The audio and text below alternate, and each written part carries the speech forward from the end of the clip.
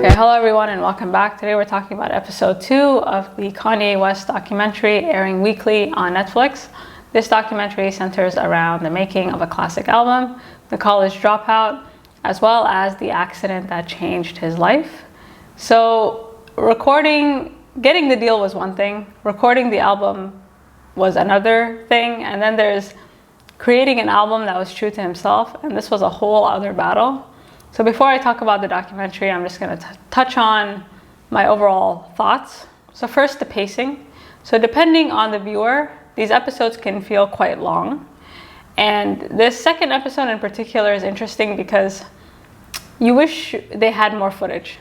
Because ultimately, I think this documentary, like this series, is about the making of a star, right? Because everything prior to Through the Wire, leading up to the premiere of Through the Wire is amazing. You get a degree of intimacy and vulnerability, and it's unreal. You're like a fly on the wall.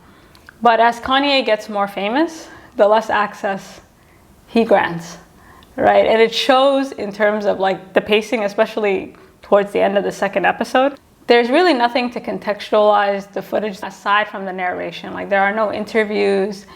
There's really nothing else, right? And on top of that, it's clear that their motivation in doing these episodes is to kind of give the audience a different light on Kanye, because you sense no animosity, right? At one point, the narrator makes it clear that they had a falling out, but there's still that sense of brotherhood, and a lot of that has to do with the degree of intimacy that they had, in shooting his rise to stardom. And you get the sense that these episodes are really looking out for him, because there were a few times where he could have gone in on Kanye a bit, but instead he kind of just treats him as family. And so again, like the more famous he gets, the less access. And I think going into episode 3, it's gonna show. Okay, so this episode, especially up until the premiere of Through the Wire, is really a masterclass in perseverance and controlling your own destiny. Right, because Kanye is someone who has insisted that if he's going to do this, he's going to do this his own way or no way at all. Right, and it's clear from the beginning. So the episode starts off and you see a young Kanye and he's rapping. And it's clear even early on he felt that he was worth listening to. And it was a nice sort of beginning, especially when you compare the end. Because at the end he was talking about how no one really believed in him. Like he had to, it was other people that didn't believe him. Like he always believes in himself. They kind of have this running point that belief is the power that fuels purpose, but maintaining that belief is quite difficult, especially when the only person who believes in you is you. And so watching him up until Through the Wire, like he's still learning how to move and he's still building his confidence, right? Like it's so interesting watching him try to make this video, going through this accident. Like he was really fighting to, not just for his life, but to kind of build himself back up again, emotionally, mentally, physically. He got the deal, but the issue is that they just didn't really see him as a superstar. They just didn't see the vision. And even if they saw the vision, they just didn't really see it as being profitable. And so I think they were trying to wear him out with time. Like they were kind of hoping like, okay, well, if this album takes a long time to make, maybe he'll just go back to being a producer. It didn't work. But sadly for Kanye, time became his enemy when he got into this fatal car crash. And it was this car crash that killed his momentum. So this car crash, he almost died, right? He was on his way home from a session and he nearly lost his life. His jaw was broken. The odds of him ever rapping, let alone walking, let alone anything ever again, was just incredibly low. And because of this accident, they basically refused to open up his budget. And so he was back at square one. All the work he had done to try and prove himself, it was nothing, right? He was literally starting at zero again. And the recovery process was brutal. It was brutal for a lot of reasons. And one of the best scenes is when he's in the elevator and he's kind of dreading going to see this doctor. And we didn't know why until we met this doctor. And this doctor was just, he was rubbing me the wrong way, right? Because they were trying to film and he was super aggressive, and he kept talking down to Kanye. And I don't know if it was a doctor thing, like I couldn't really tell, but I just did not like this man's attitude. And Kanye was being very respectful. Essentially, there were a lot of issues here. First, there's self-image, right? Because he's an entertainer, so he needs his looks. And on top of that, the surgeries that he needs to fully recover, they could kind of knock him out, right? So at least he was in a position where he could speak. But in terms of a full recovery, like every surgery, every sort of anything he does, he kind of risks like, you know, being out of commission, and he couldn't really afford it, right? So he kind of had to sacrifice his health in a way in order to, you know, push through and create opportunities for himself to make this album. And so he really needed to fight like hell. And he was talking about his experiences sitting up in this hospital room, and, you know, he kind of decided that one of his goals would be to become the best dressed rapper in the game. But in order to become the best dressed rapper in the game, people have to see you rap, all right? And Through the Wire was that opportunity. And ultimately, the making of College Dropout was his rehabilitation, right? It contributed to his healing process. And I had no idea. The story behind Through the Wire is incredible. I mean, talk about investing in yourself. He spent $33,000 out of pocket. And recently I was re-listening to College Dropout. Like I haven't listened to this album in a while, and everything about the album felt effortless. And I think the more effortless something feels, the harder it was to create, right? Like the easier someone makes something look, you know, they went through hell behind the scenes to make that happen. The story of this track is incredible because it really speaks to controlling your own destiny, because not just the song itself or the meaning of it, but the video, right? Because it was this video that enabled him to get the budget of his album to be opened up so he could finish the College Dropout. So the story behind this album is amazing. The story behind College Dropout is amazing because he literally was taking studio time from people. Like they were getting what they could, you know, like it was really desperate. And they were saying how, thank God, Jamie Foxx, like there was a scene with Jamie Foxx, like he had a studio. And, you know, they could kind of borrow time from different artists, and thank God he had a studio in his house. And again, they were just kind of doing the best they could with what they had.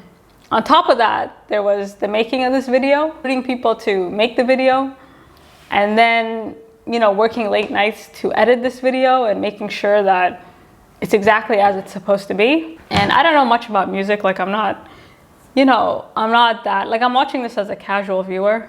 And as a casual viewer, I don't know many people that would push through like this, you know? Because after his accident, he was perfectly justified in saying, you know what, maybe I'll stick to producing, or maybe I'll wait, you know? And he never took that mentality. So he really made it happen. Like in order to make College Dropout, like it speaks to the fact that you can't really wait around for good things to happen. You have to make them happen. And when you invest $33,000 of your own money and actively recruit people to make this video and, you know, come up with ideas for this video, you know, regardless of what happened, he did everything he could. And again, it was really like the story behind Through the Wire, I had no idea. And it does change my opinion of not just the song, but like the making of this album as a whole. So although he was recording and he was doing his best, you know, he wasn't in a good place, right? He had to go back to producing to support himself. And all he had, again, every opportunity he had to try. So watching people's reaction before and after hearing Kanye's music was fantastic. And there are two scenes that struck out at me. There was one where he needed studio time and he was waiting around for Ludacris, I think, and he's in the hallway and he like introduces himself to this kid. He's like, hi, I'm Kanye West, you know, I produced this and this. And, you know, he's really like putting out the energy like, okay, I'm here. I'm gonna take every I don't know, like I just thought that scene was so cute, and the kid just rolled away. And the idea of Kanye West introducing himself to people, like now we don't see it, but again, at that time, it spoke to like where he was in his head, right? Like he was really like, listen, Like, he knew where he was. He knew he was great, but he was very much aware of the position that he was in. And so Ludacris, pulls up, and he didn't seem too impressed. Like, I don't know, like, his vibe was like, oh, you're here. And then after hearing Kanye's music, he's like, oh my God, you're really good. Like, he looked shook. And again, I love the before and after, because, we're watching it now and we're like, thank God, finally someone gets it. And I think my favorite scene is when he plays Through the Wire to Pharrell. And Pharrell's reaction was like the validation I think we all needed. Because when you compare that to, the last episode where he was going from office to office and he was playing All Falls Down and nobody was really listening to All Falls Down, like they didn't care. And finally Pharrell gives him the reaction that he so deserved. Because when Pharrell ran out of the room, I ran out with him. I was like, finally, like, somebody gets it. So again, Kanye, relative to other people, is interesting because he's still building that confidence. He can't really roll into a room and act like he's all that next to Pharrell. And so he's really humble. He's like, can I play this track for you? If you have to, he's really like asking his permission, and Pharrell says, okay. And as he's playing it, he's giving him the story behind it. We do the best we can with the awareness that we have. So he wants people to know, like, I went through hell, like my mouth was wired shut. And then there's this scene where Pharrell gets it. He's like, through the wire, and he runs out of the room. And I was like, finally someone gets it. And again, like, the humility, the way he's pitching himself, but not in an arrogant way. He's really just letting Pharrell know, like, listen, this is the story. This isn't some track I'm playing for you. Like, I put my heart and soul into this. So again, the more effortless something looks, the harder it was to produce. And Pharrell, at the time was Pharrell. Like, so if he said you are amazing, you are amazing. So watching his reaction, like, you felt really happy for Kanye, right? Like, it was such a well-placed clip. And it was the best clip of the whole episode. Like, I had to rewind it a few times because I was like, finally. And Pharrell kind of sits him down and he has this like dad conversation with him where he's like, okay, I'm going to tell you exactly what I think. You do what you want with it. It is what it is. And the first thing he says to him is, I don't think you have the potential to be complacent, which is true. That comment aged very well because he's not someone who is complacent. He's never been complacent. And Kanye said in the previous episode, like, sometimes people's past successes can blind their future success, right? And throughout this documentary, we get snippets into his other ideas, right? Like, Hey Mama came up a few times, and he has other ideas. Like, this is just a stepping stone for him. So the idea that Kanye would ever be complacent with anything is like, check, So Pharrell definitely saw that. And then he kind of says, okay, listen, like, keep your perspective. And there's such a fine line between artistry and honesty, right? Like, you're an artist, but ultimately you want to connect with people. Because in playing Through the Wire, and even just watching the story behind Through the Wire, like, you're really touched. And even playing it now, like, it just has whole new meaning, right? Because you're like, oh my God. And so Pharrell was like, listen, I don't know what you did or whatever combination you had, but it worked. And I think a lot of that had to do with the accident. And even when you listen to his albums, like, there's always a few songs on each album that do touch you emotionally. Like, he's never had a problem connecting to people through his music. And that was kind of the point that Pharrell was making to him. And, Kanye was listening like, yes, like, thank you, Pharrell. And we all thank Pharrell for that moment because he needed that, like, he deserved to be heard. He deserved that reaction. And I still think back to those raggedy people at Rockefeller Records who were just sitting there stone-faced listening to All Falls Down. And I'm like, were those people okay? And so Pharrell kind of leaves him with the advice, like, always doubt yourself. And again, it's not about confidence. It's just about knowing what you could do better. And Kanye kind of makes it clear, like, it's not about being the best rapper. He never said he was the best rapper. Like, the rap is an extension of his expression. And his whole point, I think, is interesting because with Kanye, it's a package. Like, you got to see the whole thing for it to work. And the problem is, in seeing the whole thing, people just didn't think it would work. And so he says something interesting. He's like, I've always had the ability to learn. Like, trust me, you just got to tell me once and I'll fix it. And the ability to learn, observe, and listen to other people is key to success, right? And as someone who's been painted as so arrogant and just so full of himself, watching this, I'm not gonna lie, it has me kind of rethinking. Because as Pharrell was speaking, I was like, you know what? When I listen to Kanye's music, he has kind of maintained that balance between artistry and honesty. And again, I think he's someone who's always willing to learn. And you see that in terms of his willingness to go into other fields, right? Like fashion and again, like if he was complacent, he would just stay in one space. So he's willing to learn, he's willing to try, he's willing to listen. And that's always good.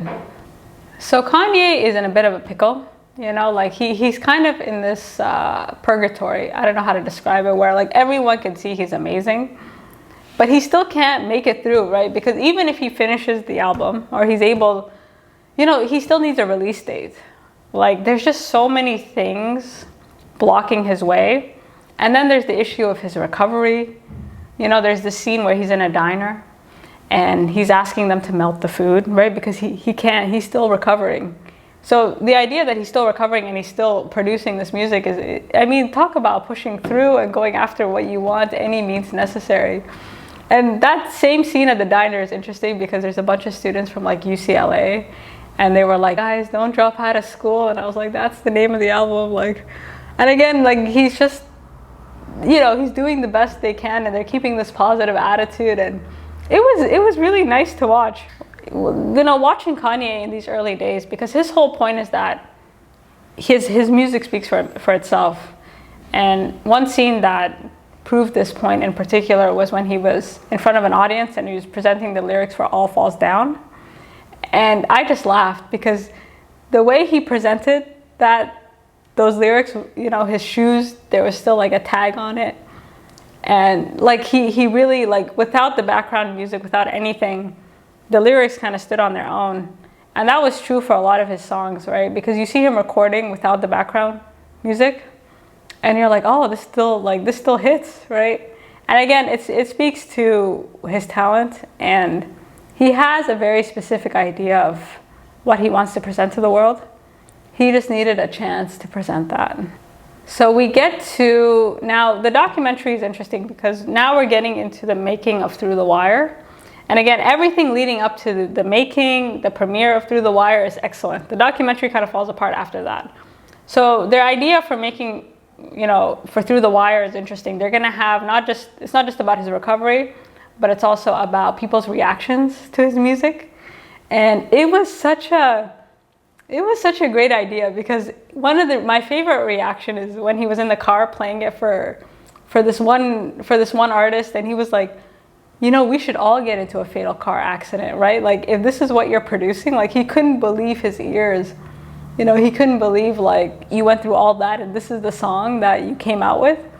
And again, like the reactions he's getting as the episode, as he's getting closer to finishing this, it's appropriate, right? Because now the vision is clear.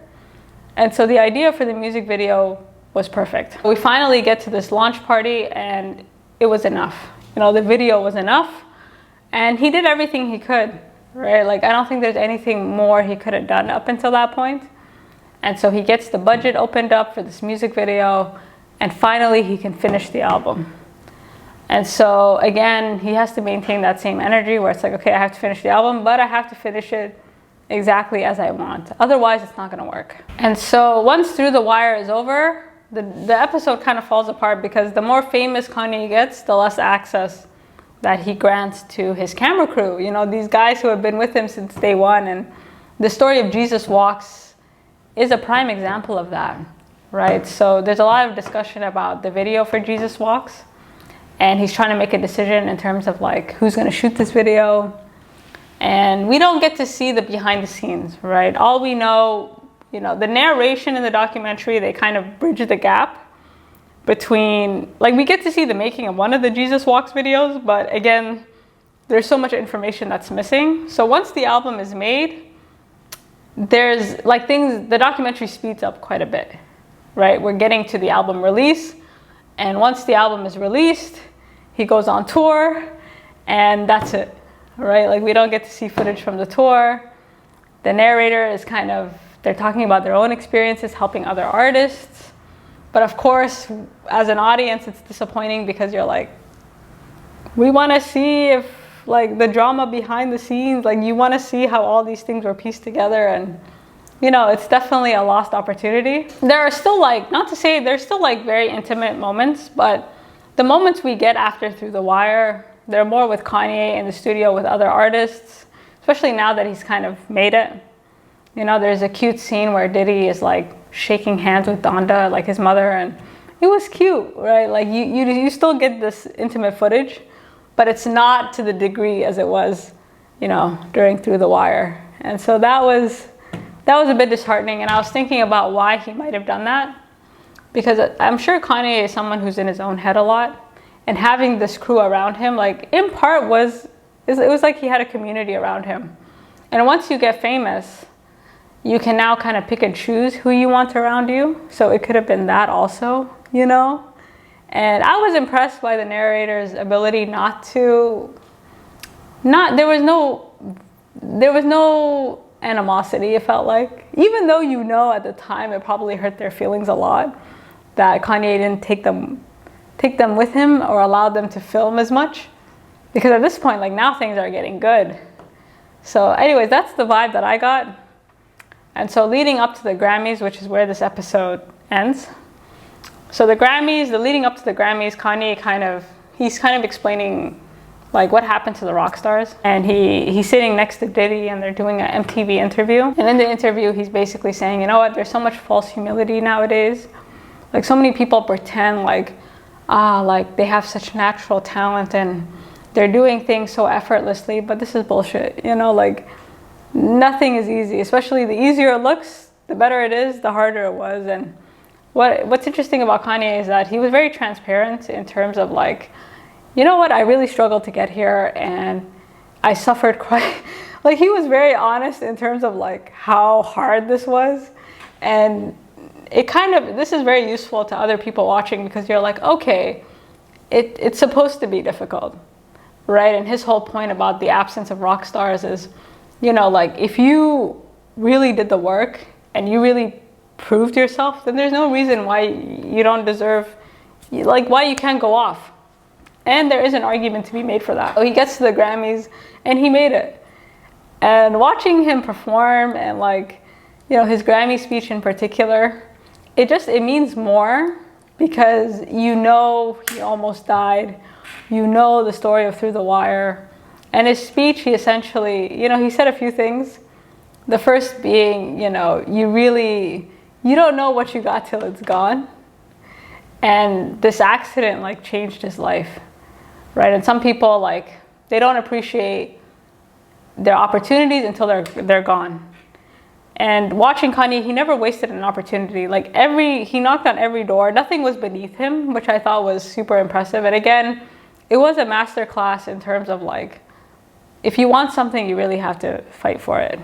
And that's a side of Kanye that we've never seen, you know, like the making of a star, and just, this is not effortless, right? Like us watching it now, it's like, of course he was gonna make it.